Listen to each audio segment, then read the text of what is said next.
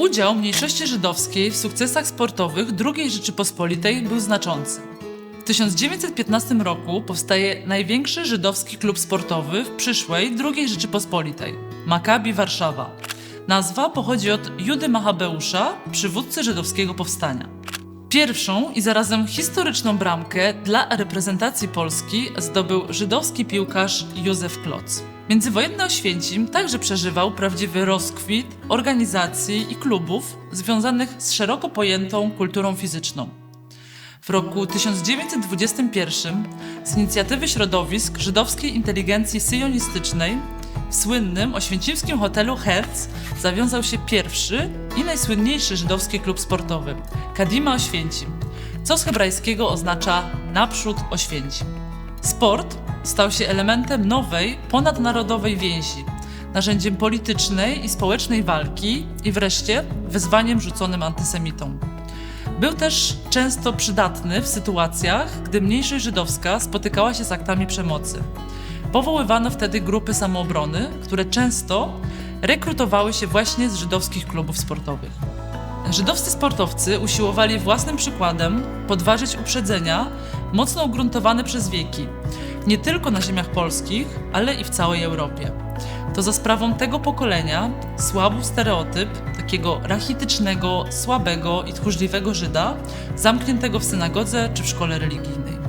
Sport był także sposobem na społeczny awans, na wyrwanie się z biedy i wykluczenia.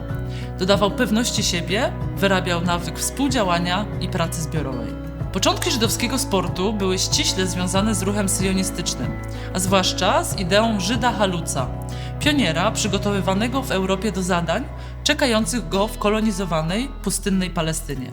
Jeden z twórców syjonizmu, węgierski Żyd Max Nordau, końcem XIX wieku wprowadza termin muskularnego judaizmu, które to miało być odpowiedzią na wyzwania epoki.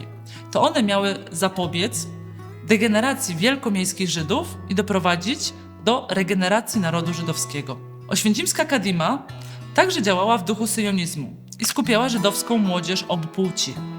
Specyfiką działalności żydowskich klubów było to, że nie ograniczały się one tylko do działalności sportowej. Tworzono różne kółka, zespoły i sekcje. W wypadku Kadimy były to sekcja tenisa stołowego, sekcja gimnastyczna, sekcja oświatowa, narciarska i lekkoatletyczna. Kluby były nieformalnymi ośrodkami wychowawczymi, edukacyjnymi, kulturalnymi i towarzyskimi. Działalność klubu nie zawsze spotykała się ze zrozumieniem i poparciem ze strony części lokalnej społeczności żydowskiej. Działalność sportowa uznawana była za sprzeczną z nakazami judaizmu. Odbiegała ona bowiem od tradycyjnego modelu kulturowego obowiązującego religijnych mężczyzn, nakazującego im poświęcać swój wolny czas na studiowanie Tory i Talmudu, nie wspominając już o działalności koedukacyjnej w ramach ruchu sportowego. W przypadku kobiet dochodzi także inny aspekt, w którym sport mógł też odgrywać rolę emancypacyjną. Na prezentowanym przez nas zdjęciu widać sekcję piłki nożnej Kadimy Oświęcim. Zdjęcie to zostało wykonane około roku 1930 na boisku Soły Oświęcim, gdzie odbywały się treningi i zawody sportowe. Barwy klubu to biało-niebieskie koszulki i czarne spodenki oraz umieszczony na nich emblemat z 6-ramienną gwiazdą Dawida.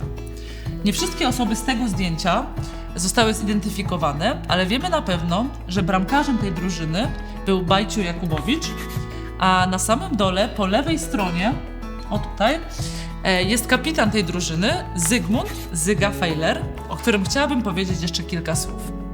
Zygmunt z zawodu był kamieniarzem i rytownikiem w Oświęcimiu, a później także w Bielsku, ale jego prawdziwą pasją była piłka nożna. Zygmunt grał na obronie w Kadimie, a także później w bielskim klubie HaKoa. Należał także do lewicowej organizacji syjonistycznej He-Halutz.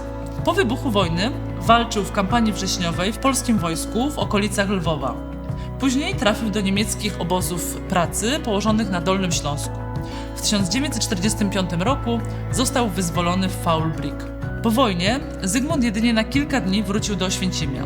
Później wyjechał do Włoch, gdzie pracował w agendzie ONZ do spraw pomocy i odbudowy. Tam w 1946 roku ożenił się z Anną Einhorn, także oświęcimianką. Do Izraela oboje przyjechali w 1948 roku. Zygmunt założył i prowadził swój własny zakład kamieniarski. Przez wiele lat pełnił także funkcję prezesa Stowarzyszenia Byłych Mieszkańców Oświęcimia w Izraelu. Zmarł w 2011 roku w imponującym wieku 100 lat.